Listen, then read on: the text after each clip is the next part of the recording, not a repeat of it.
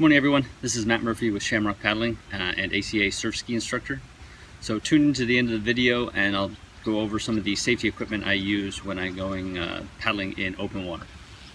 So I just got off the water. It was a good day today, very promising. Big wind out of the northeast, blowing about 20 miles an hour. So it was significant, quite excited about it. The unfortunate part is blowing all night long, so it was pretty disorganized this morning. So I think the tide was going out as well, so it was a bit all over the place. So I was able to catch some really big runs, some of the big ones of the season actually. Linked a couple of them together, but then again I also got slammed on the side by a couple of waves that came from different directions as well.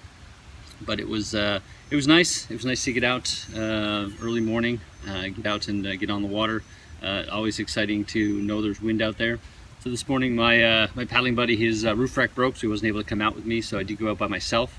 When I'm out by myself, I like to make sure I have all of my safety gear with me, which is what I'm going to go over at the end of this video. Make sure it's all in working order.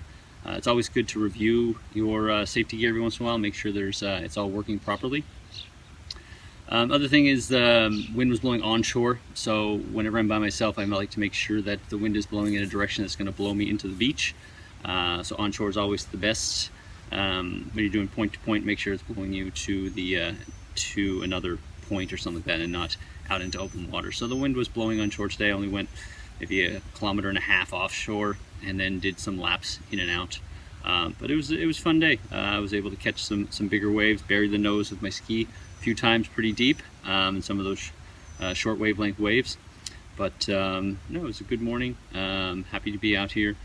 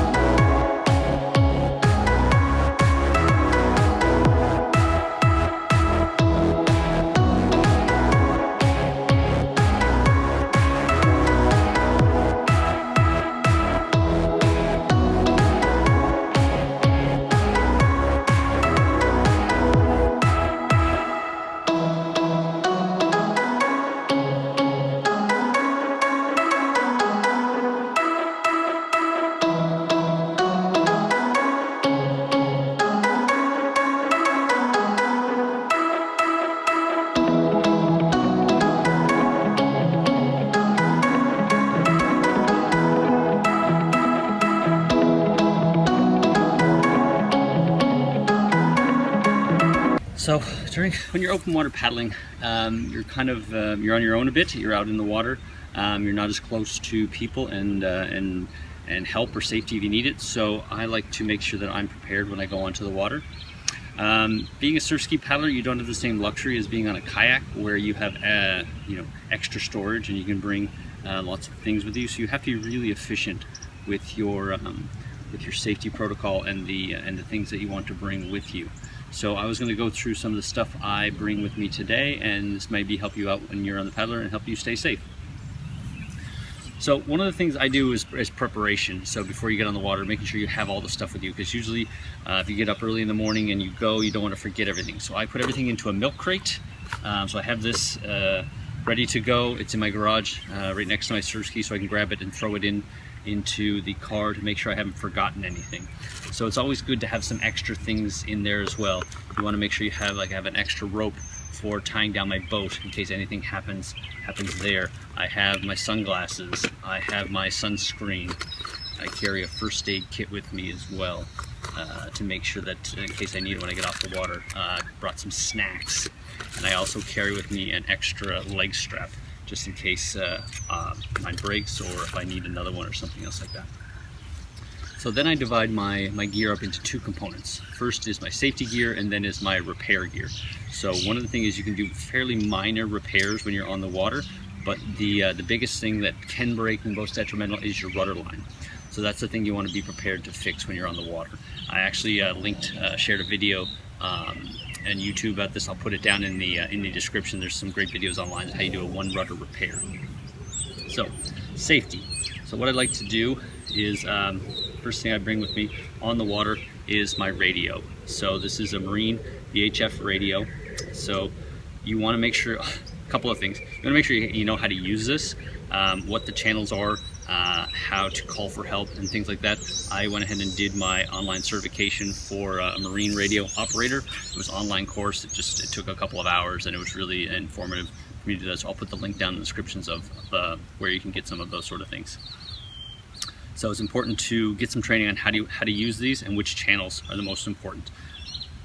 Also in your area, in the US it's pretty consistent, but other places in the world uses different frequencies and also has different regulations on these. For instance, in Canada you have to be certified to use one of these, which is why I got my certification and do a lot of paddling back home in Canada, so you need to have that. I carry with me also an Impersonal locator beacon. So this is a great thing. For a couple $100 you can get, small, lightweight, fits into your bag, so you can take that with you in case you ever get into a situation where you might need that. I also have a small signaling mirror I like to use. So those are the main safety aspects I like to bring with me. Then comes to repair. I put everything kind of into a small plastic bag so I can do a one rudder repair, which you need some bungee cord, just some straight up bungee cord. Pretty simple. Then I have some very basic tools.